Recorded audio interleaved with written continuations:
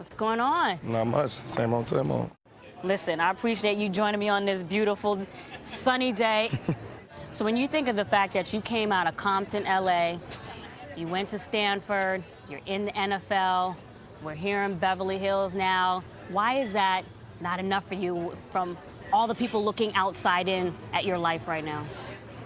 Because if I was ever satisfied, then I'd be selling myself short. And I've learned the mentality just from great people. Kobe Bryant and everything he's been able to do, Muhammad Ali and everything he was able to do. So I never sit there and look back and say, damn, you've done some cool stuff, because I'm always thinking next, keep going, keep winning, more. I want more, I want to win more, I want to do more, I want to help more people. So when you get that way, it doesn't allow you to sit back and be content and say, hey, you're a kid from Compton, you made it out of there, you went to a great school, you got to the NFL, you made your way, and say, oh man, that's enough, you did a great job, you know, I want more, I want to be remembered as somebody who changed the way people thought of not only athletes, but people of color, people that come out of Compton, you know, because every step of my journey, people have kind of looked at me as an anomaly. Even when I was younger, people would say, like, you don't seem like you belong in Compton, like you don't belong in Watts. But I always felt like the stork kind of just dropped me off where I needed to be dropped off, and I just made my way. There have been discussions about trading Richard Sherman away from Seattle. He knows what's going on. We know what's going on. We've opened that door. I thought it was interesting that the media learned that the Seahawks were at least open to the idea of trading you around the time where personally you were welcoming your second child, Avery, and yet professionally you're still at the top of your game as a cornerback. So given what you were going through personally and where you are professionally, how did the trade talk sit with you? They're fine. They have talks like that every single year. It just happened to get public this year for some weird reason. But they're always open. They're always open to hear everything. You know what I mean? If somebody came up with some crazy deal for me, Cam, and Earl, I'm sure they'd listen. You know what I mean? Give me Dallas's whole line and all your first round picks for the next 10 years. Walker. And you know, sure they'd be like, okay, well, we'll hear what you got to say. You know what I mean? But it's the pros, you know what I mean? It's a business. But there was a report that you initiated the trade talks this time around. Was that true? No, it was open conversations between us.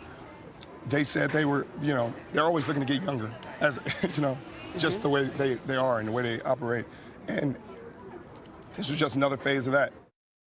After the Seth Wickersham article, you and I were texting about your reaction to it, and I asked you what was the way you would describe your relationship with Russell Wilson. Do you remember what word you used? Professional, I think. Yes, it was professional. Why did you specifically choose professional? Because we're pros. We hang out from time to time. We're, you know what I mean? We get along. Everybody gets along. But is my relationship with Russell the same as it is with Doug, or the same as it is with Bobby? No. But is his relationship with me the same as it is with Noe or Britt, or you know what I mean? It's just different dynamics. But as teammates, we're phenomenal. It's just every single person on every single team doesn't hang out. I don't see anybody getting mad that Tom isn't hanging out with Malcolm Butler, you know what I mean? They're like, hey, Tom, you and Malcolm Butler go hang out? You guys don't? What's going on there? You know what I mean? What are we talking about here? You know what I mean? It's just. I understand what you're getting at. They're trying to create a story that isn't there. So let's loop in something from that story, though, because there was a part in there where they said you have some pretty competitive moments with Russell in practice. June 2014, intercepted him. There's a quote in there that you said you effing suck. Number one, is that true? And two, is that crossing the line? That's 100% true. Okay. And I've said worse. And I've said worse to Doug, and I've said worse to Curse, because iron sharpens iron as one man sharpens another. So, once again, snapshot. You come into practice of a team that's about to go to the Super Bowl, and you get a competitive moment, and you try to write a story around it. I'm sorry that our competition and the way we sharpen our iron isn't pretty and cordial. I'm sure if you went to see bad teams, they'll probably get along great. You know what I mean? They'll probably be slapping high fives and doing great. But then you go 4-12.